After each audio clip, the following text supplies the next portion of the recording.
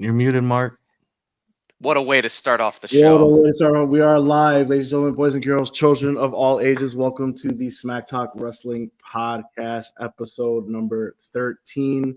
I'm here as always with my co-host Angel, aka AOK Gaming, and my boy Gonzo. Gentlemen, how are you guys doing tonight? Good. Mics are on. I agree. Mics are Calm down. working. We can hear each other, down. so I'm good to roll.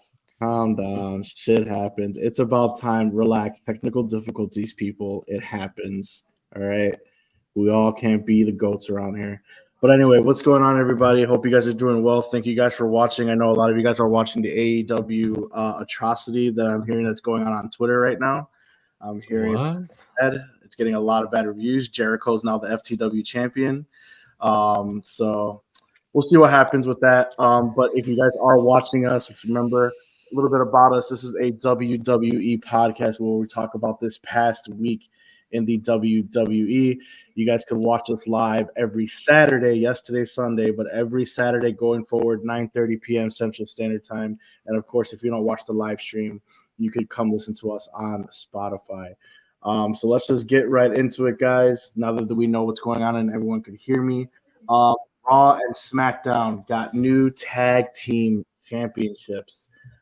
Both brands got them brand new. So Raw for the Awesome Truth will now be called the World Tag Team Champions, and SmackDown for Aton Down Under, Angel's favorite tag team, they will be called the WWE Tag Team Champions. Here's a look of the new title belts if you guys haven't seen it. Guys, what are your thoughts on these new belts for Raw and SmackDown? Go ahead, Guns. It's been long overdue as far as needing some new championship belts. I know a lot of comments have been said that both the previous tag team championships literally looked like pennies with some very colorful straps on them. And you know what? I will say that the continuity is there for these titles. And so they look very similar to Seth Rollins' title, right? You know, a lot of gold, some black in there, and of course the world at the center. There's some slight differences, which I do like. And you do see the consistencies with the United States title and then also the Intercontinental title as well. The only belt that stands out and that is completely different is the main championship title now, which calls into question if that now is going to get changed, if they're changing all these other titles. Which championships title? Cody's. They just gave Roman. It turned to gold. They already just changed it. I mean, it could be. I mean, I'm not saying it's not. I'm just saying I feel like they just changed it, so to change it again, I mean, it would be kind of weird. Yeah, it's when they unified Roman's titles is when they. Yeah, they gave Roman that new because now it's like completely gold background. If you remember, Gonzo. But yeah, I mean, I don't know. It could be. I mean, I mean, if everyone's getting new championships, I'm all for the Intercontinental Championship need to be changed immediately. Mm-hmm. I don't know. Angel, what do you think about these belts, man? Let's take a look at them again. Yeah, I really liked the was it the WWE tag team titles, the ones on the left there in your picture? So the ones on the left are the WWE Tag Team Championships. Yeah, the one on the right are the World. Yeah, the ones on the left picture kind of reminds me of like the 2000s belts a little bit. Right, it's back from our generation a little bit. Yeah, I kind of like that a lot. But I like that they're both different still, because they are two different, they're going to be on two different shows. It's pretty much the Raw and SmackDown still, I'm sure. We got the draft coming up. We'll talk about that. Right. But I still like that they're different. And I just like the throwback vibes for them. It's cool. That's more what we're into. The titles before, like Gonzo said, they weren't people. I don't think we're really in love with them, other than being easily represented by Raw and SmackDown by their color. But right, I think these are cooler. These feel more like championships. The ones before just kind of felt like placeholders. Didn't really feel like a championship belt. So I kind of like these a lot more, especially the WWE ones. I do like both of them personally. I like the WWE Tag Team Champions a lot better. I feel like every title on Raw kind of looks similar, when it comes to, who won the championship right now. Damian Priest's championship, and then whoever's going to be the new women's champion over there. All those titles kind of look very similar. I mean, if we look at the picture, like I said, it just has that slight red that's in it, which cool, but pretty much very similar. But I don't hate it because it is a step up from what we just got. But I definitely prefer the WWE Tag Team Championships right now. As far as that segment, when it was on Raw and the Triple H introduced it, R-Truth continues his antics. I know Gonzo freaking loves that. And then SmackDown, Angel's boys absolutely disrespected Triple H, another hysterical moment. Angel absolutely loves A-Town Down, biggest fans, hands down. I mean, I don't mind them, but I mean, they shouldn't have done that to Triple H. That wasn't even. I don't get the whole hating on Triple H thing. Like, it's cheap heel heat. Cheap heel heat, man. That's what they got. I'd rather them do it to Aldis. Like, do it to Aldis. That makes more sense. Like, really, Paul? Like, that doesn't make any sense. Like, we're calling him Paul now. That's right. I mean, just like they do on the show. Hunter. Paul and Triple H Levesque. Okay. Belts are fantastic. They kind of look like the old NXT UK belts, but definitely sick. Yeah, I definitely like them a lot. So on Raw, we had a triple threat number one contenders match: DIY versus New Day versus the Creed brothers. During this match, I don't know if you guys noticed what I did. The triple threat rules in a tag team match have changed. So before, they only had 2 people at a time in when there was like a triple threat or a fatal 4-way tag team match, but only 2 competitors at a time where you could tag any team, whether it's your teammate or not, blind tags, whatever. But on Raw, they actually had triple threat rules with their triple threat tag teams where all 3 members were representing their teams in at once. So I thought that was really cool. And they could only tag in their teammates as opposed to somebody else. And DIY won the number one contenders for the Raw or whatever they're called right now. What are they called? World Tag Team Championships on Raw. It's good. Yeah. So you guys like DIY number one contenders? Regeneration X? Regeneration X. Yeah. You're going to have some comedic gold there. Yeah, there's some story there. Both teams were working together for a while there for a little bit and stuff. Mm-hmm. So there's some history there. I don't mind it. I'm cool with it. I like DIY. I think they're a cool tag team. I'm liking this tag team stuff now. It's more interesting. It's not great yet, but it's getting better. That's for sure. It's getting better in WWE 100%. They're definitely building towards a better future within those teams. So on the SmackDown side for the WWE Tag Team Championships, I want to know if you guys noticed this. So on SmackDown, they had a fatal 4-way number one contender match between the Street Profits, New Catch Republic, Legado del Fantasma, and AOP. This time, they went back to the old rules and only 2 competitors in there at a time, and anybody could tag in.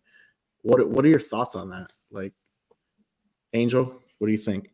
Did you like the Raw or did you like the SmackDown one better? And as far as rule changes, I don't know. To be honest, I still can't tell. I liked the SmackDown match more. It seemed like those guys were coordinated a little bit better. There was a lot of cool spots. There was a couple times where I thought the Fantasma was gonna win. Like, that was a long match too. It was, I don't know, the SmackDown one just seemed like a way better match. That's the one that I keep remembering way more of. So it was it was a better match in my opinion. I just hated the way that we went back to those like rules of only 2 competitors in there. I mean, but did it really matter? Because they were in there all together a lot, and there was a lot of action going on outside the ring. They were doing combo moves with each other, where there was 2 teams helping 2 teams, beating the hell out of AOP. You know what I mean? Like, it just didn't seem like the rules really came to matter too much because there's just so many guys. I think they make those rules so that they could just, so that it's just easier to find a winner at the end, kind of deal. Because then there's only 2 people supposed to be in the ring. But I don't know. I didn't really think the rules were that much of an impact, to be honest, in either match. But I get what you're saying. They were different rules. I did pay attention to that. But that was my thoughts on it. Gonzo, how do you feel? It could be the case, again, that it's the fatal 4-way type of dynamic, right? More bodies have to pay attention, gets chaotic, just like Angel was just alluding to. And so maybe it's just exclusive only to triple threat. And then there's the exclusiveness to the fatal 4-way. But we'll see if when they do have those matches moving forward, if they remain consistent or if that was maybe just a blunder that they had in that very moment. Okay. Hopefully it wasn't a blunder. Maybe you guys hit it on the nose with the rules. I personally don't like it. I'd rather just have everyone representing their team in at a time. I mean, you could do fatal 4-way rules like you do in a regular fatal 4-way tag team. I mean, but that's just on me. But the Street Profits won that match. Angel, are you happy with that? Those are your boys. Yeah, I was pleasantly surprised. Again, that was my favorite match between the two. I thought Phantasma was gonna win it like twice. They had like two different spots. But yeah, I was happy with Street Profits winning. I'm surprised, but pleasantly surprised. I think they're a good tag team. You saw Triple H was doing the stir Yep. when they Yeah, came the out. start. That was Mhm. kind of like a hint that they were gonna win. I guess we probably should have paid attention to that, Right. the stir fry. But no, I'm happy for it. I don't think they're gonna win. Um, the A Town Down Under, right? That's who they're gonna go Yeah, against. I don't think they're gonna Yeah, win either. I don't think they're gonna win, unfortunately, but it's cool to see them get a little push there. Hopefully, they get some more fire behind them, with this little run. So I'm cool with it. Gonzo. I kind of figured that the Street Profits were going to come in and steal that. It just makes sense. I mean, because you have a face, and then you also have, what is it, New Czech Republic, right? Is what they refer to themselves as again. I mean, that's New another Catch face. Republic.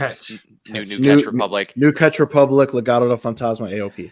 And then, right, you got, it's evenly balanced because you had 1/4, 1/4, 1/4, 1/4 with face heel, face heel, face heel. And so AOP's on TNA, or TNA, it's on NXT. And ultimately, with that, I knew they weren't going to be big players because they usually start off really hot and then all of a sudden they just get tapped and then they just die for like 20 minutes and you never see them again. And so the match did a really good job with portraying them as these big monsters where everyone else was trying to get them out of the way to break them down. So the ring psychology worked for me. And then as far as Legado del Fantasma, I like them a lot. And so to have them go against the heel faction right off the bat, I knew they were going to be eliminated from that whole thing. And so it literally came down to which one of the face tag teams are going to then go and get their shot, at least for right now. There's a lot of course, history with the Almighty and his Street Profits versus, A Town Down Under. And so I guess I looked at it like, what could you really get more screen time with more some cheap heat laughs and the Almighty with the Street Profits versus, again, A Town Down Under. So I think that was the safe route to go, to be truthful, at least if you wanted to have face versus heel right off the bat. Yeah, I mean, I thought it was a great match. I mean, they had a lot of good spots. That spot that Gonzo and I actually watched it together. That spot where they jumped off the turnbuckles in that corner. Mm-hmm. I mean, Montez Ford literally hurdled everyone, even the turnbuckle into the corner. I thought that was pretty sick. It's a shame that they didn't catch that from a different angle for the initial viewer to see, because we only seen the replay where you've seen all three of them go, Right. which was really cool. Right. So the way I saw it on this match, there was only two possible winners that needed the win. It was either the Street Profits or Legado. So I'm glad just one of those two teams won. I feel like New Catch Republic has already been there. AOP is kind of tied up in NXT, in that tag team division right now. So those two teams made the most sense to win. And honestly, they both needed the win. So I'm glad just one of them did. So we'll see what happens. The Profits are definitely not going to be A Town Down Under, but the fact that they're back into a high-profile match where they've kind of just been set aside for a very long time, pretty much since the Usos took over the championships, they've been set aside. So, I mean, just to get them back into that forefront, I think that's good for them. So we'll see what happens. Lastly, before we in this tag team division, so what do you guys think about the tag team divisions going forward? We have the draft coming up this week, or starting Friday is the day one of the draft for SmackDown. So my whole thing was, I don't want to harp too much on the WWE draft just because everyone knows how much I not really like it. So now that we're back to two tag team divisions, my main concern is difficulty booking two tag team divisions because you already have a thin tag team roster to begin with, and now you have to book two tag team rosters. So, but what do you guys think of the state of the tag team divisions going forward right now? Angel. Having two tag team divisions, yeah, me and you are similar with this. I'm not a big fan of the splits. I don't think we have much of a choice. Oh when yeah, you of have course. when you have a draft and when you have two championships, two women's championships, so on and so forth, it doesn't make sense to have just one tag team title. It kind of goes against what they've already been doing. And yeah, it kind of thins it out a little bit. It gives opportunity for teams to be at the forefront. like A-Town Down Under, would they really be champs right now? I don't know.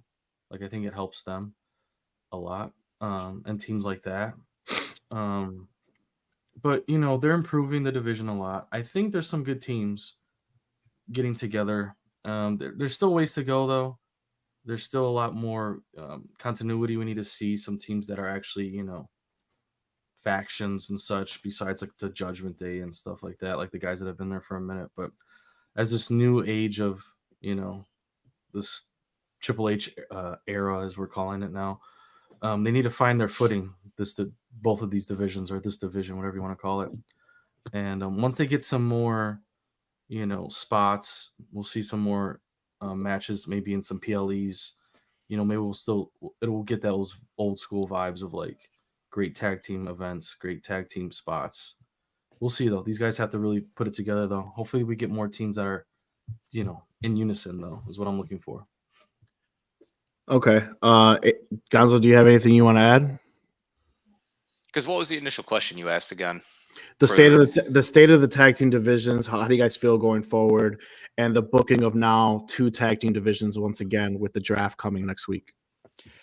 Well, you educated me actually this past weekend, and I didn't realize that technically you can take an entire faction with you. You could take SmackDown or to Raw, and you could split up a team. It's happened a lot during history, So what do you think on how that's going to happen? How is that going to? Well, that was helpful for me just because I totally didn't even consider that. And I'm sitting here wondering, how they're going to do that, how they're going to potentially spin things in such a way. And I think they're going to have some fun with this, because if they can do it in such a way where they can have, me and you were talking about this, a certain title be able to float to a different promotion, but to have, let's just say, the Judgment Day permanently stay on one brand, but the champion of course can float and defend, and that could be an easy way for other fans to see certain individuals. Like if you're going to SmackDown, you get to see that champion regardless, no matter what, right? You just don't have to go to a Raw showing in order to see them. That's the better way to do it. I'm not sure if that's what they're going to do, but that does bring up a wonderful idea. Because again, if you're wanting to pay certain money to see certain things, that would be really cool if they were to execute it that way. So that's kind of where my mind just goes with how they can do this and what they could do this. I feel like there is definitely a variety of different teams and different individuals that are working together. And it's not just, oh, you're a person that comes out with your theme music, and then there's another person that comes out with your theme music. And everything is so very much in their own, I guess you could say, silo when they're doing this. And that's been with WWE for way too long. And with whatever this current version of WWE that we're going to call this, the Levesque era, the Rebirth era, I don't know. At some point in a few years, we're going to get a name for it. But so far, so good. So, all right. Does anybody get split? I know we're talking about building these tag team divisions. Does anybody get drafted as a solo and ruin their tag team or faction? Judgment Day might be the only one, but I think it's too early. Okay. Well, you're already seeing a new bloodline getting formed, so you're going to see some I'm talking about things. via draft, though. I'm talking about ripping someone from the draft. Does a team get split up or a faction get split up? Because if you're going to take the Judgment Day, then you take the Judgment Day as a whole. But if, say, hey, I'm drafting Rhea Ripley, then all of a sudden she's just got ripped away from that faction. It'd be pretty cool, though, if like one GM took solo and one GM took NFT. That'd be pretty. NFT? MFT? Yeah, MFT. Excuse me. Sorry. MFT. Tamatanga? Yeah. All right. So speaking of tag teams, we're getting off of it. Trust me. But Uncle Howdy, these glitches that we've been seeing, all right? There's a little glitch for you right there. Uncle Howdy, both of his glitches this week came during the tag team segments. I don't know if you guys noticed that or put that together. So the first one came on Raw during the New Day's entrance, and the other one came on SmackDown during Triple H's entrance when he was bringing in new tag team titles. So Gonzo, do you want to take us through these glitches? Yeah, the short version to it, I'm not going to spend too much time on it, but very similar to those that if you were paying attention when Bray Wyatt made his return, the WWE had done the exact same thing where they had subtle glitches, they had QR codes, and ultimately, if you were to follow the QR code or type in whatever it is that they presented to you, it then would send you to like a certain location, or to bring it to like a video, or to bring it to like a certain website. And you actually then had to do some additional work in order to get some additional clues that they were given to you. The same thing now is happening with what we believe, of course, could be Uncle Howdy, or it could be, again, the new version of the youngest Rotunda. And so the one that was on SmackDown is actually pretty interesting. I did some digging, we all did. And for those that didn't catch it, essentially the QR code comes up and it redirects you to a 30-second video, essentially. And you're seeing some pretty interesting things in there. You're getting a longitudinal location specifically. And basically, what this code, when we break it down, it's giving you some specific references to an old philosopher, those who are familiar with Plato. And there's a history about a specific point that Plato is trying to make on the reality of how people will see their world. And so this now ties directly into that story, and it gets pretty deep with what's going on, and it's pretty intriguing. And so ultimately, the story, or the story as they're trying to create here with this imagery, if a person is gone into a cave and they sit there and there's no light, and ultimately they create a fire, the images that are cast from the light are ultimately what that person believes that their world is. And as you continue to kind of talk about this, it's just one of those things where a person has to be exposed to something else in order to better understand what their world is, and how they then can understand this new world that they come into it. But they have to be exposed to a different place and a different person for that to happen. Very similar, of course, to Bray Wyatt, as he's always talked about his fireflies and where the fireflies can then be led and how he can then direct them. So again, all signs are pointing to the potential return of an Uncle Howdy, and or a new character that's going to be unveiled, but that is directly tied to, of course, the Bray Wyatt lore as we continue to watch and see this unfold. Right, Angel, what are your thoughts on everything? Muted, my good sir. Sorry. Yeah, it's very cool. I'm excited to see how else it goes. I'm glad that they're taking their time with it. And that we'll get probably more clues, and we'll see them, It's gonna be exciting once they actually show up at an arena, or maybe cause some more chaos in ring versus just messing with the programming. So I want to see what else they can do. how long does this drag out as far as like the codes and everything? Because you remember with Bray Wyatt, like we had the White Rabbit for like months. Yeah, So I could see it happening until a PLE. Maybe they'll do some more exposure. I don't know about Backlash.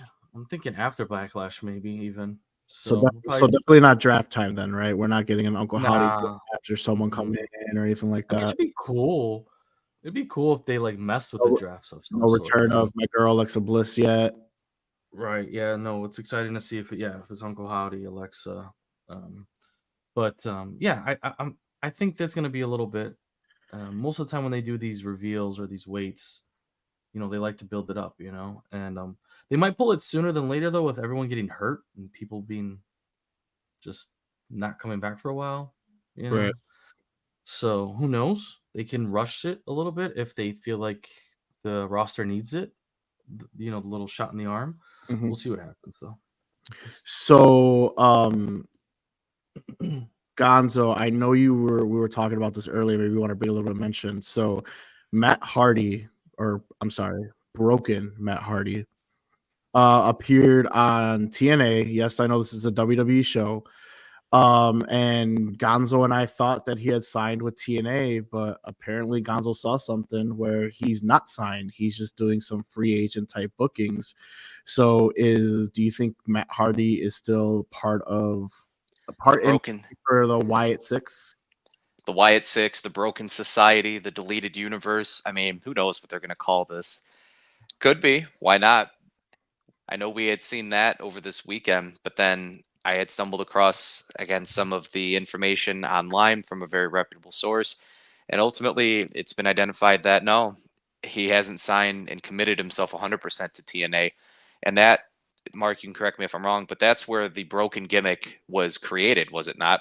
Yeah, him and then Willow for Jeff Hardy. That's right, because I know Jeff Hardy is still under contract with AEW at this point, I believe. I don't know how much longer is left on that contract, but it is really cool to see that the broken Matt Hardy has reemerged and is starting to do some things. And I did watch a recent podcast that had Matt Hardy, and he was talking how he actually prefers the broken gimmick now in comparison to just him being Matt Hardy. And the reasoning that he gave, I really do like it. As he has begun to age, naturally he's starting to slow down, and that's what he alluded to as he was just breaking down the character of the deleted one.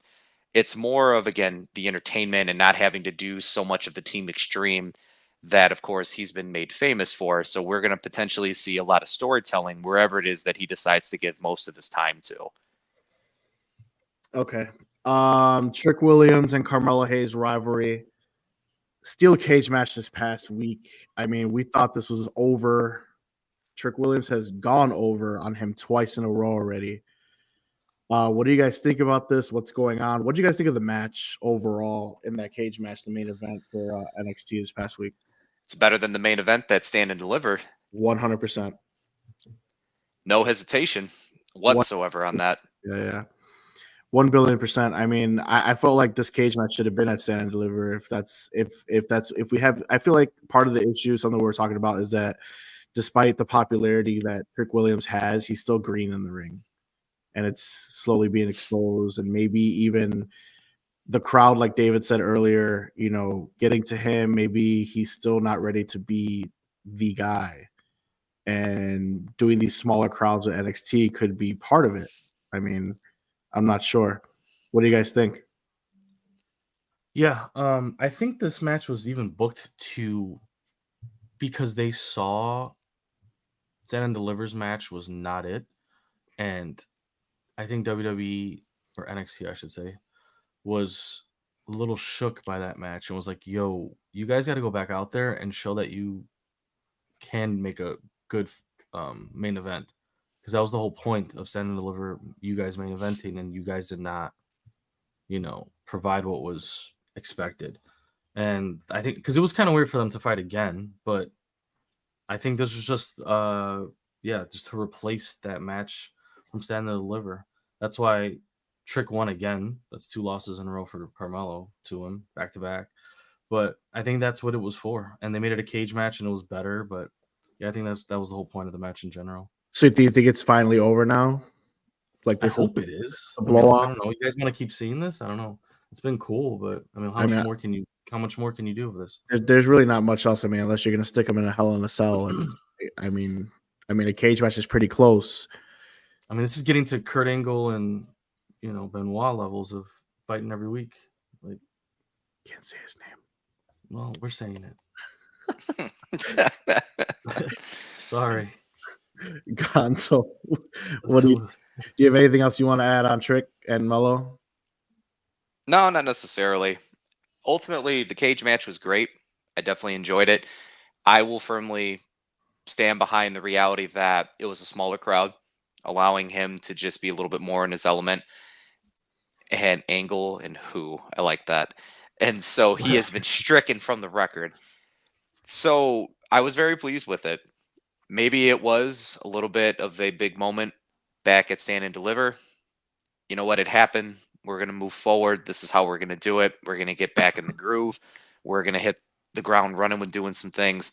Now, as far as Carmelo Hayes possibly going to the main roster, I think this could be the opportunity, right? Because he's dropped 2 consecutively now to Trick, with the possibility of that now coming to a close. And to advance the story with Melo, I want to see something different then. I don't necessarily think that these two have to continue the storyline because there are other stories that they can tell now. Yeah, I think so too. And that was my next question. I'm like, is one of them, if not both, getting drafted this week? So, I mean, I think David pretty much answered it. I mean, Angel, do you think one of them, if not both of them, gets drafted this week? Trick is definitely gonna get drafted. I don't see why you wouldn't draft both though. Like at least try it. I mean, what's You the think, worst that happens? You demote them back or demote one of them? you think they draft Trick? Yeah, I think Trick gets drafted. Oh wow, interesting. Okay. Yeah. I think he stays. I think Carmelo, but okay. I mean, I personally and want to capitalize on popularity. So I mean, if he's that over, that's what I would want to Right. do. And But look how many gaps there are in the main rosters right now. There's tons of space for guys to just come up and get matches. I mean, where's Braun Breaker been right now? Like waiting to get drafted, I guess. Braun's been yeah. doing squash matches. Come on now. I mean, Keep Trick away. He isn't ready. Ugh. he isn't ready. He's not, but I mean, Nothing wrong with that. I could see them still just putting him in the draft to get his heat, and see how it goes. I mean, there's plenty of people on the roster that aren't, Maxine Dupree's not ready. She gets a match every week. So Oh man, dude, that it's was true.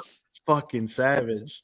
All Trying to right, be me now? Just this ruthless person? Come on now. It's just the truth. that's Like you messed up. don't need to be ready to get some All heat, right, whatever. all right. Well, with that being said, and we're Not having ready for our viewing purposes. Got it. yeah, whatever, man. I need to call Mello up and then have Trick show up before SummerSlam versus Survivor Series. I don't want their thing to continue, man. I mean, I kind of want we need a break, but we'll see what happens. All right, but with that being said, we're gonna go into our game, the return of Pushberry Fire. It has been too long. We're gonna do one round today. Angel, you will be presenting to Gonzo. Gonzo, you will be presenting to me, and then I will be presenting to Angel. So, Angel, you are up first. Give us your push, berry fire. Start us off hot, man. All right, so we're just gonna stick with the belt theme that we have from this past week. Gonzo, you're gonna push Berry Fire the newest belts that have come out. So the World Heavyweight Championship that Seth has, the World Heavyweight Tag Team titles, and the WWE Tag Team titles. Go ahead and push Berry Fire those three. Oh, goodness. Well, I think probably the most important one, I'm just going to go off looks on what I like. And I All right, like that's A fine. Town Down Unders. I'd like to push that one. It has more of that retro look to it.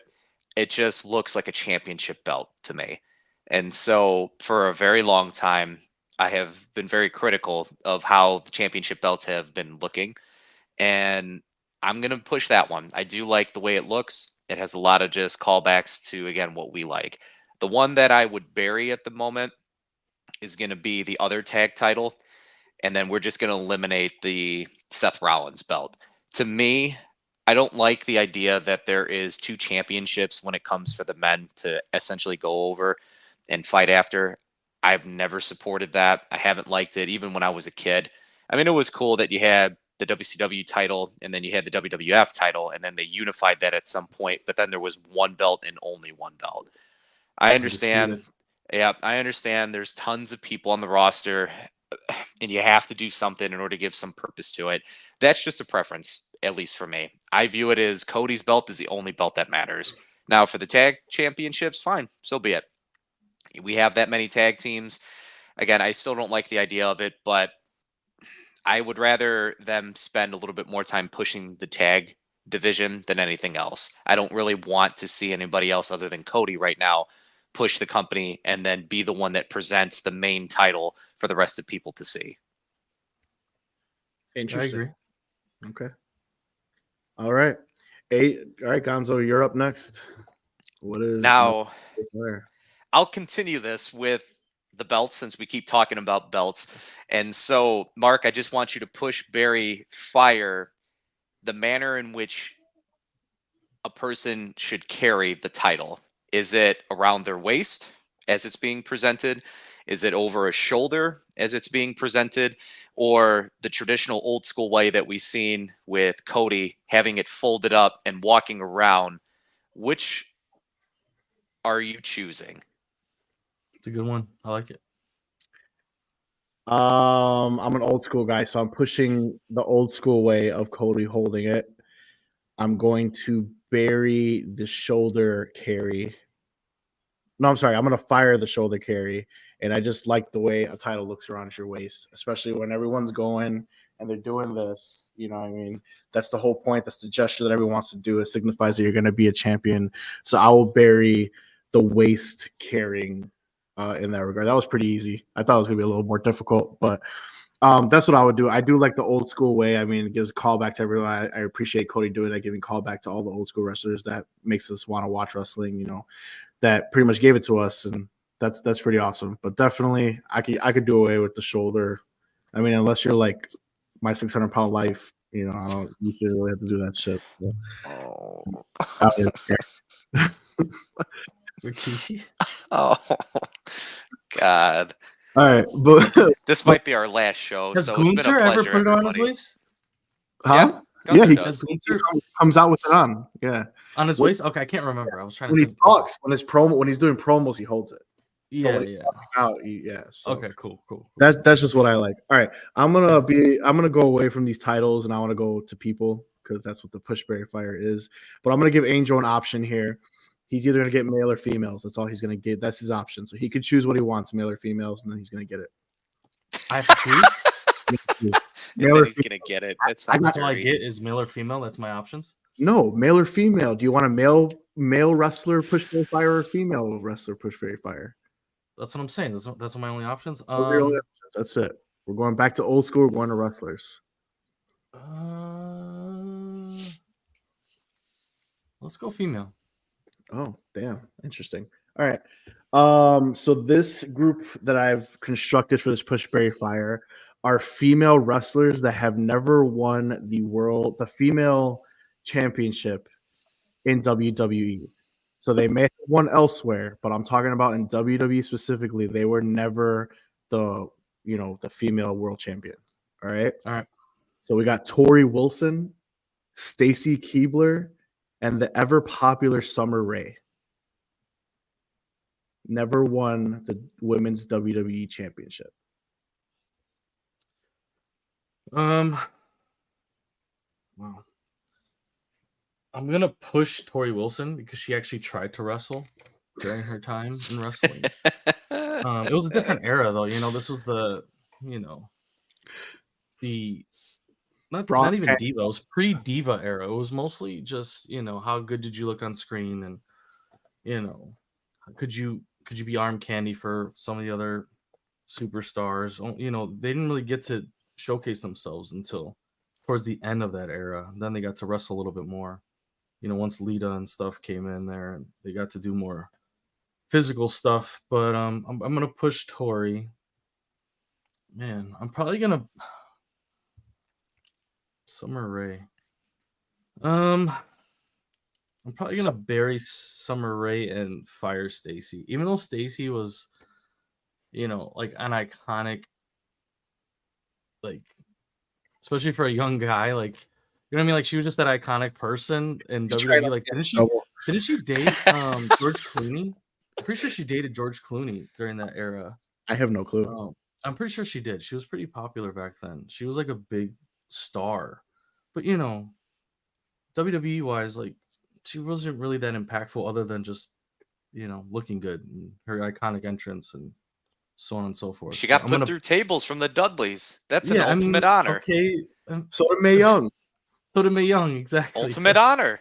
Okay. Not every day you're getting put through tables by legendary tag teams.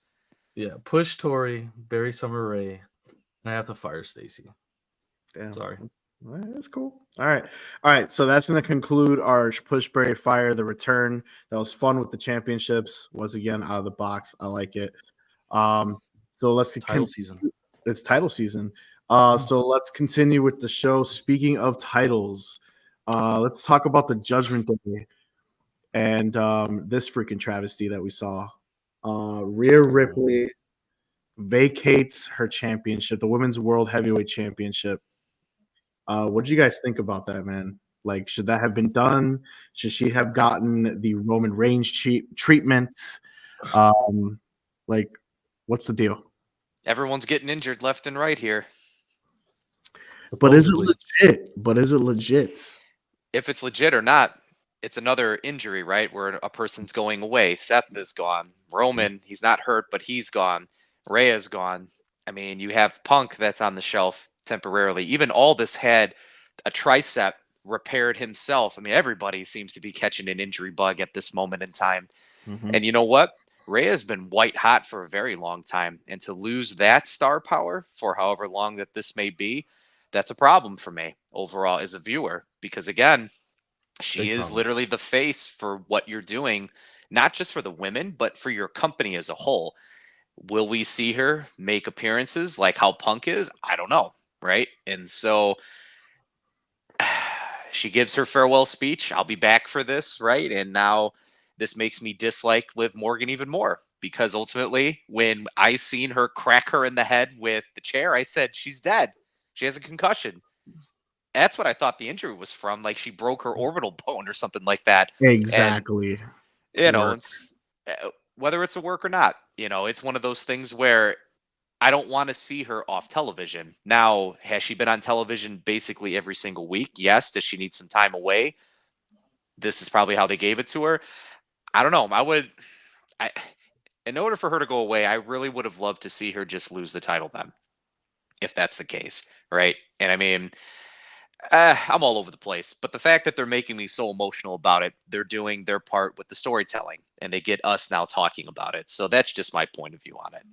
Angel, I know you had some thoughts on this during the week. Why don't you share those with our viewers here? Man, I got a lot of thoughts on this. I'll try to make it brief because I talk a lot sometimes. But when it comes to Rhea, like Gonzo said, to me, with Roman leaving, she's to me the number 2 star in the whole company. With Roman leaving at that point where the roster was, with Punk out, McIntyre getting the screw job, so on and so forth. I love Damian, but I'm sorry, he's not Rhea, in my opinion, not right now. Not So even close. to lose Roman right now, and now we lose Rhea. I'm viewing this now as like the off season for WWE. Like WrestleMania comes and then it goes and that's it. People, this is vacation season for WWE superstars. If she's hurt, so be it. This is the time to rehab your injuries or take your time off. She was supposedly getting married. If she is, if she isn't, I don't know what's going on, but it just seems like it's time for WWE stars to venture off and do their own thing, take time off. We see Romans there, like filming TV shows and Is it live whatever they're doing. time, baby? Baby. Yeah, and as far as her relinquishing it, it's kind of that's such a buzzkill. I mean, at that point, you might as well just had her lose to Becky. Why did she beat Becky? That's I what I'm mean, if saying. I mean, this do, was do the you plan, you should have had her lose, and I would have been upset. But that's better than this. This is, I mean, they better have a great plan for her to come back, and whenever that is, it better be good. That's what And I'm the saying though. whole Like, live, do the you guys whole think thing. that she should have gotten a Roman Reigns treatment? Like, if she's getting married, which is the big rumor right now, she's getting married to Buddy Matthews from AEW, and she needed time off. Do you think she's earned the freaking Roman Reigns treatment of like a It's month or two all off? for me. It's all going to depend on how long she's gone. If she's Mm-hmm. gone a month or two, to Mm-hmm. me, this is stupid, and they should have just gave her the Seth Rollins Roman treatment and just let her keep the title, Mm-hmm. and they just play the stories off so that whatever you figure it out and let her rest. But she shows up, still does promos, still has a little act, or she gets attacked or whatever you want. Do the Logan Paul treatment. Right, but you don't have her disappear. Now, if it's like she's not back till Royal Rumble or something crazy, then then they got a legit thing going on. So whatever. It depends how long she's gone. To me. Yeah. I mean, I agree with that. It depends how long she's gone, but I mean, judging by what everyone's saying, and obviously this is people, the internet wrestling community, the IWC is what everyone likes to call it. It seems to me it's only a couple months. So I mean, if that's true, because she wanted a couple months to get married, I mean, congratulations on getting married. But WWE should have been like, hey, you're keeping this title. Send me a video promo when you're not busy and call it a day. You know what I mean? Right. Like, because Logan Paul out here dropping promos in Puerto Rico in the shower and shit. So there's no reason she can't cut me a promo on the beach. That's the biggest thing, right? Like she's putting in the work. She shows up every week. She shows up on both shows. She shows up for Judgment Day. She wrestles at every pay-per-view. She is involved with tag team matches with the Judgment Day. Like she could do a couple months where she's not doing all of that or barely having to show up. I don't think anybody would be mad at that. It's not like Roman that did this for an extended amount of time. She's only going to do it for a little while. But whatever. I'm complaining about something we don't even know about yet, so we'll see. You're right. You're right. I mean, it all came to all of us, man. We're all kind of pissed off. So I mean, don't get too Right. much. But right now, who takes the title, man? So seemingly, I mean, the next champion should be crowned at Backlash, right? I mean, that's what we're all We're gonna get kind another of some thinking. type of Yeah, but Tournament, elimination you match know? every isn't single Becky week gone now. too? Isn't Becky gone too right now? Well, I So mean, we got Liv, you know, Derek the guy's girl, and your girl, Liv. Or everybody's we got going. Nia They'll Jax, who probably give it to Nia. could get get it. I mean, those are off the top of my head. That's why I put it in our notes tonight. Not of the people that could take it right away. You know what I mean? Nia Yeah, it's no, I up gotcha. because whenever Rhea comes back, that you could rekindle that feud.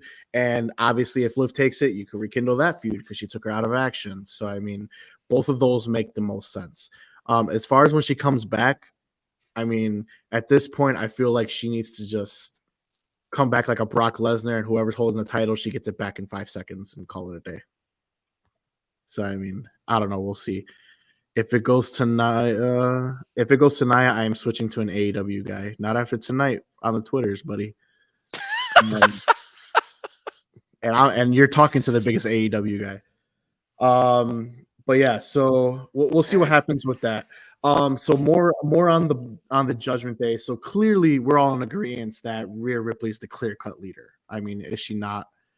So I mean, she's the clear cut leader. So are we looking that the Judgment Day is finally going to implode without them? I mean, we've seen Finn Balor kind of taking little jabs here at Damian Priest. You know, hey, saying that they should be focused on getting the tag titles, but instead he's fighting Jey Uso for Damian, and then he loses clean. So I mean, that dynamic. I mean, now with Rhea Ripley not holding it together, draft time. Are we splitting them up? Are they imploding on their own? Like, what are we doing here? Is it just me or Jey Uso matches flat and boring outside of his chant that hype people up? Is that just a David problem? I I think feel these are you problem. I don't know. I feel like his stuff is kind of flat at times. In ring, Yeah, in ring stuff. Naomi's better than him. Yeah. Oh shit! So you'd rather get the rear view? Like, I'm just saying, you her kidding me? movesets are better. Oh She plays man, off the what is rope going better. on tonight? Oh, She goes, yeah, man. she's yeah. Jey So back on Uso's in track the since ring. I'm talking No, smack right now, right? no, we're Is still on track. We're talking about Jey Uso. It's Yeah. not getting off track. We could talk about it. Jay's hot, don't get me wrong. I don't know. Personally, I'm just I love his underwhelmed by entrance. his It's in-ring like stuff. So personally, I feel like I'm an old school guy when I watch wrestling matches. All right. Number one, I don't acknowledge botches because I can't do what these guys are doing. Number two, that's when fine. you're wrestling, I'm not saying you guys said botches. I'm just giving you my viewpoint. When Yeah. you're wrestling, you're supposed to tell a story. You're supposed to hype the crowd up, which Jay does, obviously with the entrance, and you're supposed to be Agreed. crowd interaction in certain matches. I think Jay does a great job telling a story throughout his matches. So I don't know if we're watching the same matches. I don't know what that. Like I said, I think that's a me problem because, like I said, he's white hot when he comes out. I love it. After he's white hot, there's just like certain things with the storytelling for some strange reason. I think it's the Uso splash and the fact that he uses Shocker the spear like everybody else in the world right now, and that's probably where I have my issues. Everyone in the bloodline uses it, bro. Even Solo did it in No, NXT. no, it's everyone uses the spear now. It Like, bothers me. I mean, he doesn't finish people with that often. I mean, that's That just should a be an new thing. off-limit move that only Roman Reigns should be allowed to do. End Come of on, story. dude. Gonzo's You hitting can't on do the that. head though, Mark. You can't do that. He is a super kick, splash, spear, Guy. rock punch. It's Like, everyone. It's That's so my point. generic watching, right? It's But almost anyway. like That's Seth It's- Rollins. That's Shinsuke Nakamura. no, Like, Shinsuke does way more. No shot. Yeah, Like- Shinsuke does weird looking Shinsuke stuff. does submissions. nah, we love Does Jey Jey do Uso. He submission? isn't Brian Danielson, but Does he's J- fun to watch and keep me hyped. I'm not trying to make him Brian Danielson here. Me either. I actually really enjoy when Jey Uso's out there. I think he his promos he need to be more than just yeet. Like it was cool when him and Cody were doing the "I'll yeet you later" or whatever. Like Mhm. that was funny, but like I just want him to do a little bit more. He wants to be main event Jey Uso, right? I think there's more there. He has a lot of potential. That's what I'm Okay. saying. Mhm. I see him being a front running star. He just has to make that next step. he's plateauing a little bit. I think that's what me and Gonzo are trying to say right Instead now. of 5 moves, I want 7 maybe. Yeah. Okay. I'm asking right. for 2 more. No problem. So back to our Judgment Day segment. Where was I? Finn Balor Yeah. loses to Jey Finn. Uso clean before David just criticizes nonsense. It's not nonsense. Fine. The rest of Judgment Day attacks Jey post match, but what we seen there Jey was fights him off. Damian Priest conflicted on this attack portion. Kind of takes a step back. So what are we seeing there? Is Damian Priest no longer one for the blood or the Judgment Day? Is he no longer want to be a heel? Does he want to do the Seth route and fight honorably? Like, what's going on with this already? Yeah, no, we're seeing the honorable. I've been listening to a lot of Damian Priest off WWE television with him going around and being able to just talk a little bit more to different podcasts and different individuals. And he very much so holds what Seth Rollins did in very high regards. And this is awesome to see for character development, right? Because we've talked about it before. You get placed into a faction, and at some point, we have to move away from the faction, right? It has to go away to build stars. And so I'll say that they'll get drafted to a certain show, but we're getting more and more, together. Because again, that's going to be great for storytelling because we're already seeing more and more of the seeds of them starting to go different directions. And it's a matter of when it's going to happen now. And I'm all for that. Like that level of storytelling has been there for, oh God, what, a year now as to when they're going to go their own way without giving too much into it. I think that's the short version for my portion of what I'd like to see. Okay. All right. Well, Angel, unless you have anything to add. Yeah, I'm pretty with Gonzo. I think they're all going to get drafted together. I don't know. Yeah, it seems like Damian does want to do a face turn personally in his own regard. That's kind of the vibes you get when he talks or when you see him like post WrestleMania. Like it doesn't seem like he's all in on the whole, heel guy or dirty Gold changes tactics people. guy.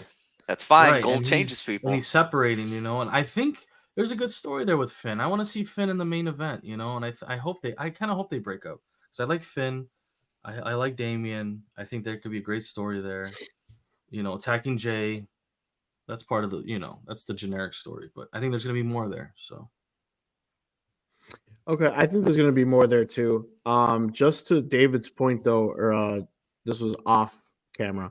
So we were talking about this. David and I actually went to AW Collision yesterday. For you guys to know, that's why I keep saying Gonzo and I were together. So we were talking about a lot of wrestling stuff.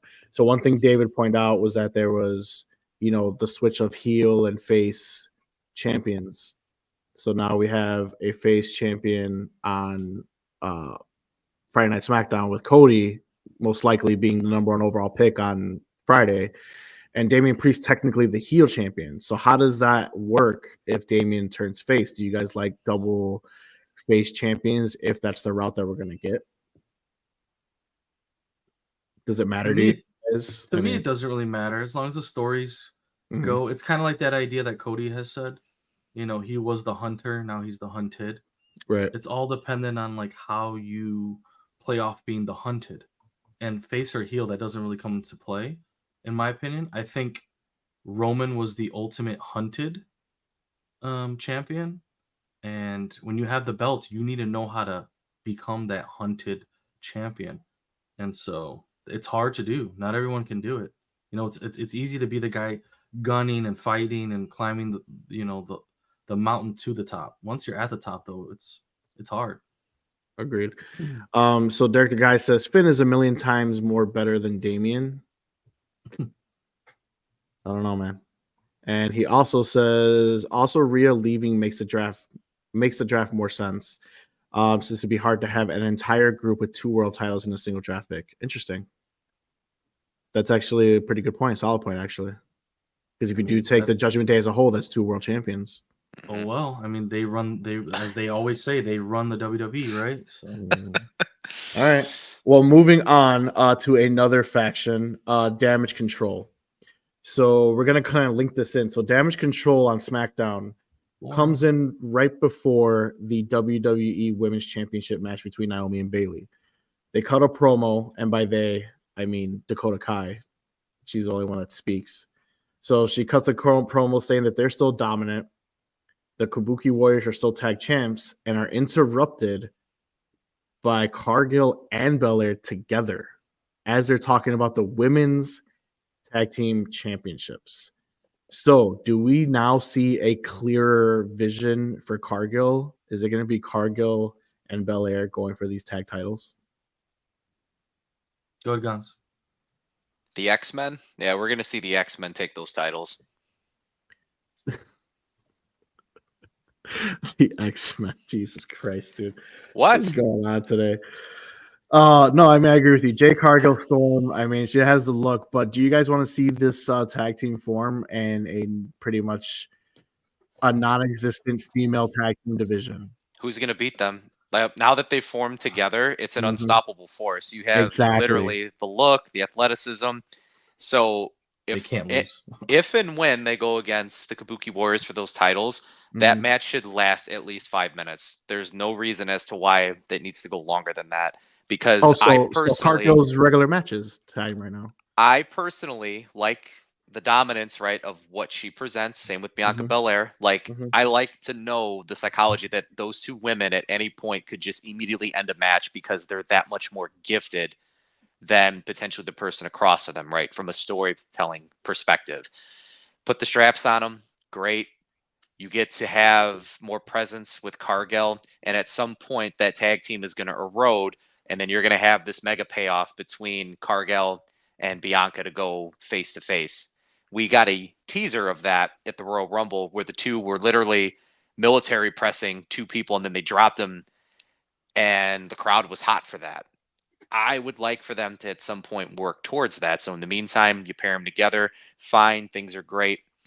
So, and it's bad, right? The Kabuki Warriors have had these titles for so long, and now I don't even care. I want them to lose because I want the titles to go on Cargill and Bianca Belair. I'm excited about that. I'd like to see how they make that a reality then. Angel, do you have anything you want to add before I go? The women's tag titles are non-existent. That division is just non-existent. He was gonna go there. That's what do you mean? Like, I mean, the same thing. I was just gonna say the same thing, bro. Like, it's just the division's pointless. It doesn't exist. Take it away. Take it away. Give me a women's mid-card championship and call it a day. Just like NXT doing the North American Championship. Let's just do it that way.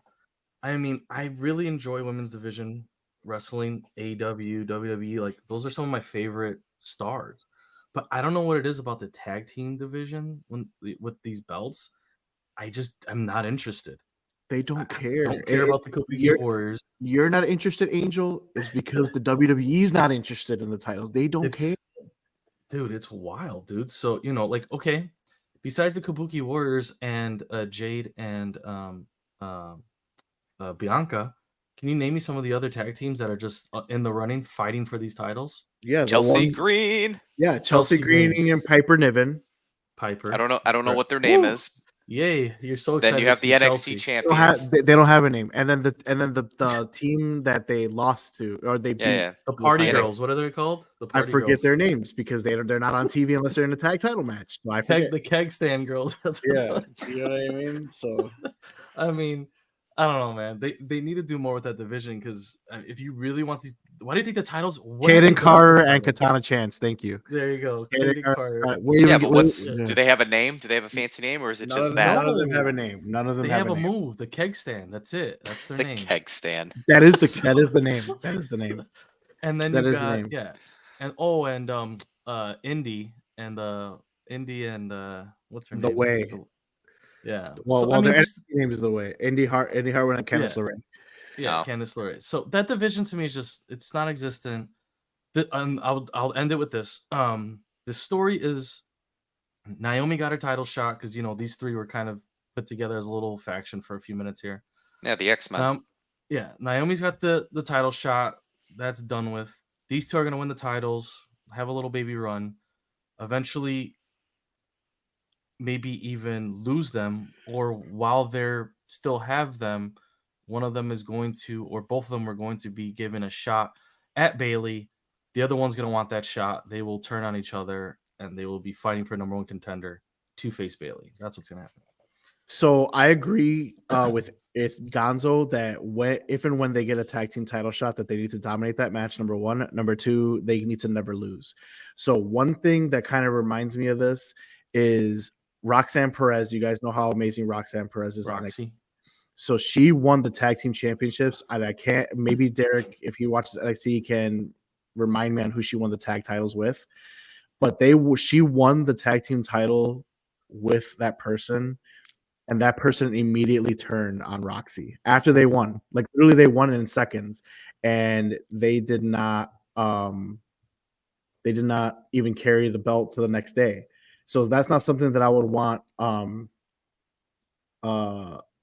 Jade. Cargill and Belair to. Bianca. But I think maybe having a run for a little bit and then just never losing. Maybe one of them get tired of tagging and be like, yo, I'm done with this shit. Like I want to be Rhea Ripley and then just walk away. and just walk away, and then the titles are vacated because, like David said, who the fuck is going to beat this tag team? Well, they're going to turn on each other. That's how they lose the title. Right, but again, aside from that's the obvious. But like from a storytelling perspective, like who? Nobody is the question. So, and that might be a good transition for maybe WWE to hear us right now. Nia and Becky tag teaming might beat them. That's about it. There you go, Cora Jade. So Cora Jade turned heel on Roxanne Perez literally seconds after they won the championship. So they didn't even get to carry it out and celebrate. So, but something like that I think would be cool, or maybe just down the road where they're just like tired of it and be like, hey, I need to go for this championship. You're getting in my way for my growth, whatever. But anyway, so the point is all these teams were looking on to the women's championship match. We had Naomi versus Bailey, which I thought it was a fantastic match. I loved it. But y'all be hating on my girl Bailey. So I thought it was a fantastic match. I'm appreciating Bailey a little bit more now. Yeah. You including me in that for? I love Bailey. Because you're a Bailey hater too. That's why. I'm not a hater. Naomi was great in that match, by the way. You're delusional right now. Bailey is a demon. What? I thought the match was great. I don't really want to talk too much on the match. I actually want to talk about what happened after the match. Or I'm sorry, how the match ended, not after the match. Tiffy Time getting booked to oh my God, her booking has been fantastic. She interferes, attacks both Naomi and Bailey, hits the prettiest moonsault on them both, and is 1,000% getting better booking than Jade Cargill and Braun Breaker. What do you guys think about that match and Tiffy Time's booking in general? Big Bayliever here. That's my guy. That's why you're my guy. But Tiffy Time's booking, man. I mean, she wasn't in this match, but yet we just made it all about her. So, what do you guys think about it, Gonzo? You love Tiffy Time. Go on. Big stars get big pushes, and this is what we're seeing right before our eyes. And so, there has to be something behind the scenes. She can talk on the mic. She can perform in the ring. Where if we look at Cargill, she's still kind of green, right? So they're eliminating her. They're putting her in a safe route to protect her. And then you got Braun over here with sometimes his tan doesn't align and he's going off the ropes, almost decapitating himself. And he's using, again, the basic punch to finish matches. Oh, I'm sorry, the spear to finish matches. And so, I mean, as far as something with him, they're nitpicking something with Braun, right? Hence the reason why they're doing his booking tremendously different. With, I guess, a female version of Kurt Angle, right? She can talk, she can entertain, she could be funny. She has clearly the in-ring prowess to do whatever she wants to. She, right now, is American gymnast. Looking fantastic. Absolutely. She's an Olympian, right? Yeah, American Olympiast or whatever the case is. So I'm all for it. I was pushing for this during Elimination Chamber when I felt she was robbed then, even though she put on a tremendous showing. And so let's go. I am behind this hype train 100%. It's time. I think for her being in the title picture so quickly just speaks wonders for her. And honestly, it's like if she doesn't get the title, doesn't need the title. It's just the fact that she's there, right? Yeah. What are your thoughts on Tiffy time, Angel? This is why they need to get rid of the tag team titles. There's no point of having all these stars like her. You know, if she doesn't, after this main title run or push she's getting, let's say she doesn't beat Bailey, then what?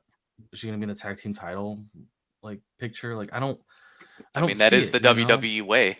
The draft is coming, so we'll see where she gets thrown. Obviously, she's gonna go wherever Bailey's going because this story's already going that way. So I see them getting drafted in the same show. But I love Tiffy. I think we all do. Is there anybody that doesn't like Tiffy? I mean, Derek she's the guy. Yeah, Derek, the guy she's does. mm, He's a she's the hater. goat right now as far as just unbelievable fire. And I mean, like Gonzo said, Elimination Chamber, she outshined everybody. And every time she comes out, you're glued to the screen. You're excited. Like you're ready to watch the entirety of her segments of her matches. She makes it, just better. It's a better show when she's there. Like, were you super excited about that whole controversial match and them being in the stands? It was cool, it was fun, but when she came out, that's when you're like, oh snap! Like now I care about this. She was only out there for 2 minutes to end the show, so and you saw the crowd pop. She's loved. Dude, So I she's don't know. awesome. She's Yeah. awesome. I think we can all agree on that one. All right. So moving on to our final segment of the night. The bloodline just continues to dominate our shows, SmackDown, the whole nine. But if you guys remember a few weeks back for our devoted viewers, Angel gave me a push Barry Fire where he wanted me to push Barry Fire the bloodline.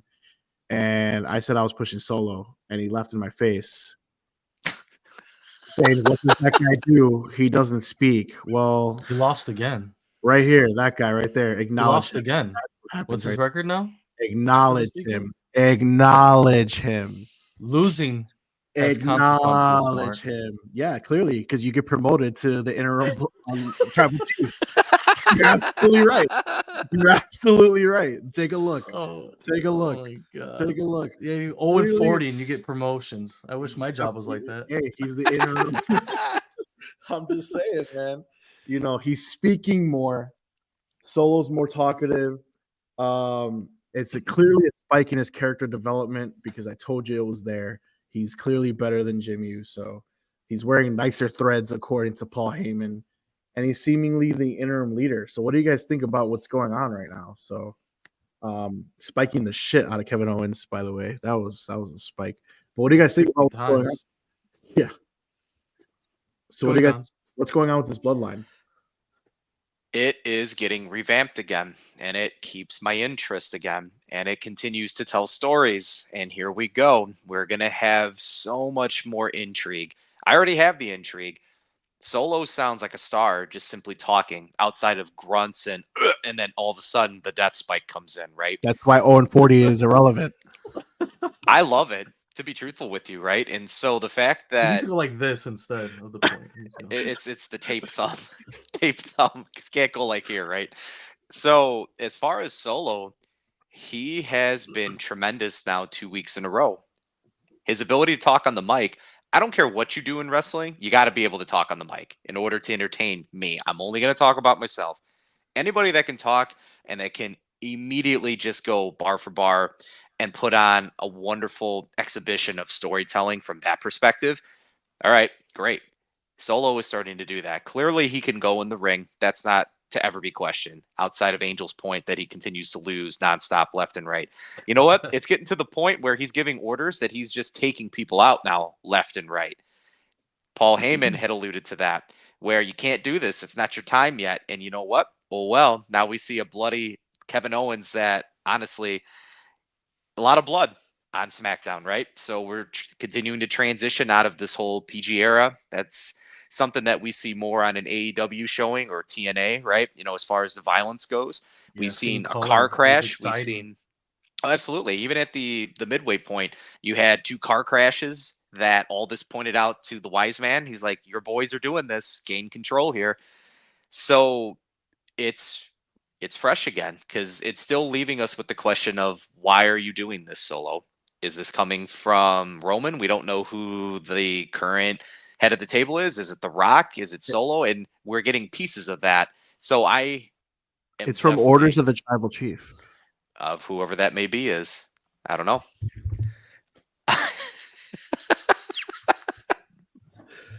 Killmonger, possibly. I mean, that's kind of how I view. That's how I view our current guy at the moment. It's great. It's fantastic. We're gonna get more and continued stories out of this. Angel, keep hate. Let's hear your hate on the 0-40 interim tribal chief. No hate here. To me, what's happening here is Solo had to eat shit for a long time because he was just a henchman, and he had to take the L's that Roman couldn't fight in. Roman was supposed to be on all those matches week to week, and instead Solo got thrown in there and had to lose and get his ass kicked. But he had to help Roman win the title, so he ate his shit, and now he's done eating the shit. Now he's the tribal chief in his head. He's claiming the throne. Doesn't care. Roman's out shooting videos and movies. So is he claiming the throne, or is this orders from someone else? No, this is strictly just Solo. Nobody else. He kicked out Jimmy. Jimmy's been gone now over a week now, right? He killed Jimmy. He didn't kick him out. He killed Jimmy. So no, The Rock's not involved.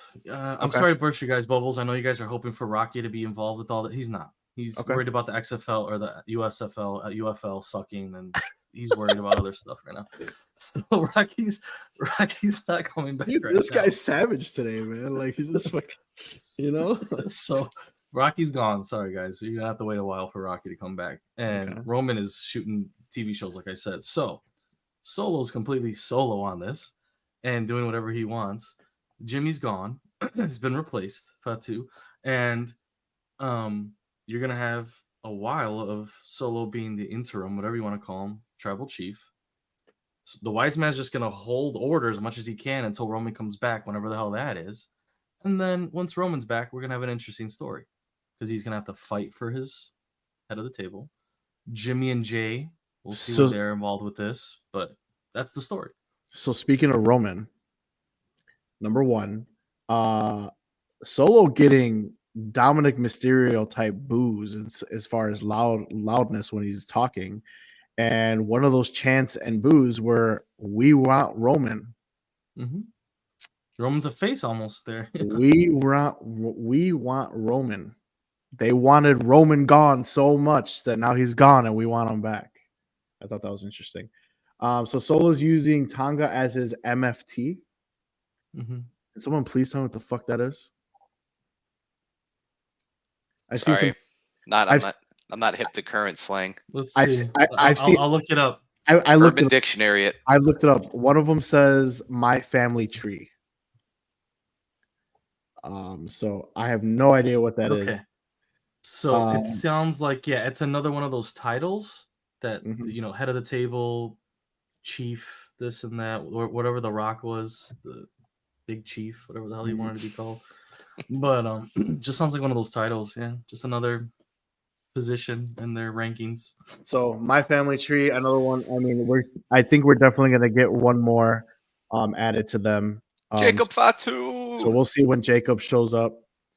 Jacob, for those of you guys don't know, is an absolute beast. So maybe Solo's going into the interim tribal chief role, and then Fatu will go into the solo role, but then his MFT's doing it. So you're gonna get Bloodline Civil War. So we shall see. But definitely, like I said, it's fresh. It's the hottest, arguably the best faction of all time, dude. I mean, we keep saying, we grew up in the DX era, the NWO era, and then Evolution came and started to, change us on that regard. But the Bloodline as a whole, I mean, I don't know. It's getting up there, if not already up there, in my opinion. We have infinite members because NWO was fake. It was just whoever they felt like throwing in there. This is actual people in their real life. So yeah, that's crazy. Since we're talking about the draft constantly, when it comes to the Bloodline, any predictions when it comes to anyone formerly in the Bloodline? What happens with their draft status? Does Jimmy get reunited with his brother on Raw? What do you guys think when it comes to draft? Guns. Probably you're going to see them go to Raw. You're going to create some distance, and I think that's going to be on purpose because you're going to keep them away from Cody for a certain amount of time, and that's going to be reintroduced at another point. So, because we already got the teaser of them creating so much chaos on SmackDown that all this is not going to stand for that. That was already teased. So, as far as that, I won't look too much into it, but I could see the Bloodline possibly going to Raw. I think Jay, you're going to see them at some point reemerge, Avengers style, right? Oh, wait a minute. You're saying the Bloodline's going to Raw? Yeah. Oh, wow. Bold. Interesting. Okay. Cool. All right. So real quick, we're gonna go to our hot tag segment. These are really quick. So AJ Styles is now the number one contender for the WWE for the undisputed WWE Championship. We already know he's not beating Cody, but he won dirty over LA Knight. So as that feud continue, does LA Knight get some payback in Paris? All right. You agree too? Yeah. Yes. All right. Chad Cable turns heel. Thoughts? Cool. Long overdue. Agreed. David, this is for you. Tatum Paxley turns heel on Lyra Valkyria. Amazing. Her promo she cut on NXT was fantastic. Derek, the guy says Gable season. Gable season. Okay. Percocets. Percocets. All right. Percocets with Tony. Fun fact: my wife was watching that last night.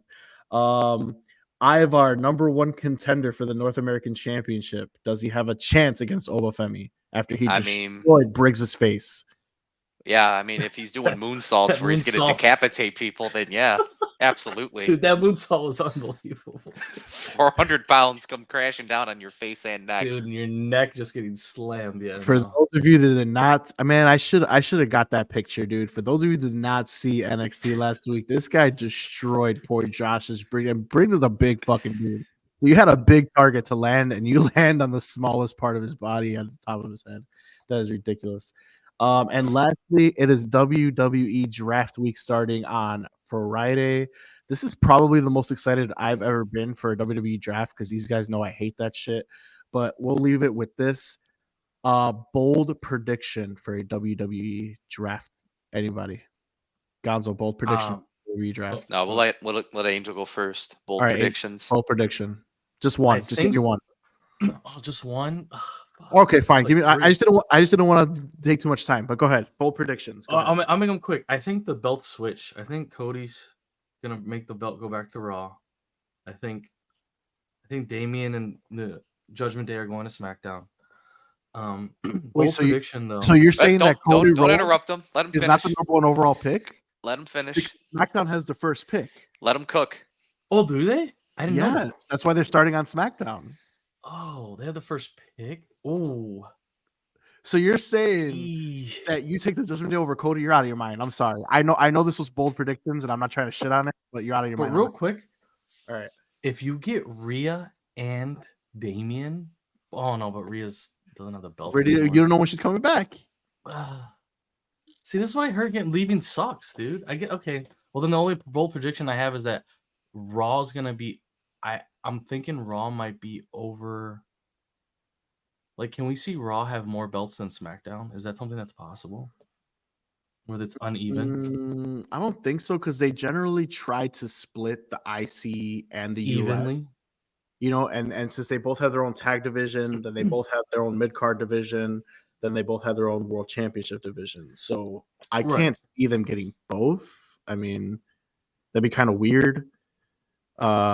Maybe if they add a female mid card, then I could see that, but I don't know. All right. Well, then I don't really have anything that exciting. Then go ahead, Gonzo. Sorry to burst your bubble, my guy. Lost all of his steam. Oh my god.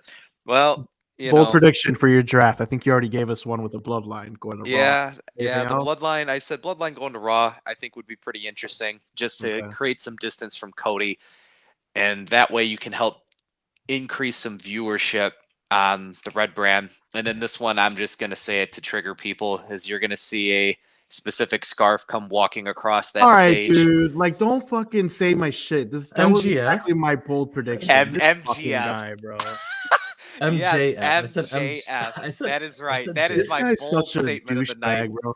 He stole my bold prediction because I told him that earlier when I left his house. That's not what you told me you were going to That's say. exactly what I said. You literally said he needs to stay in AEW. We need this. I'm muting him. All right. So my bold prediction was a draft pick being a signing. I'm not saying it's MJF, but I think it's someone big from outside of a company, and I think it's a big name. They'll be drafted as kind of them being signed to WWE. I don't See, think it's MJF, but I think that's how they'll do it. Do you have any other takes you're wanting to make? No, that was just my big take Okay. because I David just want wants to say to really steal quick. people's thunder. This is Go why on. the draft sucks, though. Mm-hmm. First off, you just said, okay, SmackDown has the first overall pick. Okay. So that means all the belts are going to be split exactly where they are right now, right? Like, That's it's why already it seems predetermined. pretty much. So, like, we were literally talking about cool stuff happening at the draft. The coolest stuff that can happen at the draft is literally mid-card people changing shows Correct. or less.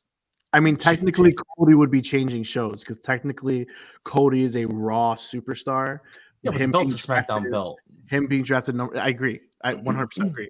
Yeah, yeah. I mean, obviously, the Kabuki Warriors, where they go, is where Jade is going to go. You know what I mean? Like, I don't see they already have these storylines built up. And they're not ending before this draft. They should have completed a lot of these storylines before this draft, so that this draft could be literally anything goes. But it's not going to happen, and this is why the draft sucks. They need to plan it out better, in my opinion, or put it in a different time of the year where they can end stories all at the same time and make this draft extremely open, in my opinion. I agree. I mean, that's why David and I were talking about this, today, even yesterday, where the titles, if you want to do a brand split, fine. I mean, you have a big enough roster to do it. I understand the logic of it. I still don't like it, but I understand the logic of it. But having all these split championships just doesn't make sense to me.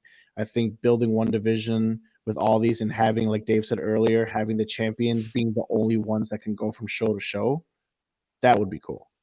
And then you still draft your rosters. Another thing that would be cool, like we discussed it last week, get a guy from Fox there and get a guy from freaking USA there and give them a WWE representative for each and let them fucking draft with and do a legit fantasy draft and see what happens. Like, but we live in fantasy land. Our fantasy booking is just never going to happen. But like I said, I am really excited for this draft in particular. I've never really been excited for it before, so we'll see what happens. With that being said, do you guys have any other final thoughts before we close out? Gonzo? I'll be wearing my Caleb Williams jersey, so it's going to be a beautiful thing. The NFL draft. Oh my god, yeah, it's draft season, bro. Holy smokes. Chicago Bears, Thursday. We'll have a new Chicago Bears select with Gonzo, the one... you better have your pink fingernails ready to go, buddy. Nope. Chicago Bears are going to be drafting at 1.1, and they're going to select North Carolina quarterback Drake May with the first overall pick. And the city you'll just see a bomb go off, and then I'll start watching the USFL. We'll be watching Rocky. I'll be watching the shows. All right, guys. Once again, that concludes episode 13 of the Smacktalk Wrestling Podcast. We appreciate you guys watching. I know the AEW pay-per-view is still going on because we watched really late with that. But we appreciate you guys. And once again, next week, Saturday, 9:30 Central Standard Time, unless otherwise directed on our social media. So make sure you guys go follow us. Angel, where can everyone find you, my guy? You can find me on Twitch, _OK Gaming, gaming, PlayStation 5, playing games like Rainbow Six Siege, MLB The Show, FIFA, sports game shooters, whatever's going on during this season, but mostly on there or TikTok or on YouTube with these guys. So Gonzo, where can we find you, my guy? Most consistently, you're going to find me on TikTok. You're going to find me on Instagram and then also on YouTube. That's going to be the Raising _personalities. And so as far as pro wrestling content. That's where a lot of my content will be reviewing and reposting, possibly some live events that the three of us potentially can get to, and then also just discussion on some things that are non-wrestling related. You got to retweet the speed matches, bro. Yeah, right. I do retweet the speed matches, so you can go. You'll find that on me. You can find me on all social media, pro_wrestling_kingpin, the pro wrestling kingpin. Feel free to reach out during any type of matches, especially on X. We'll talk about it. But if not, like I said, you can find our podcast here live stream on Saturdays, or you can listen on Spotify. Until then, acknowledge Solo, your new interim tribal chief, whether Angel likes it or not. Get your Ring thumb I liked tape. it. and Get ring your I thumb liked it. tape. But we appreciate you guys, and we're out of here.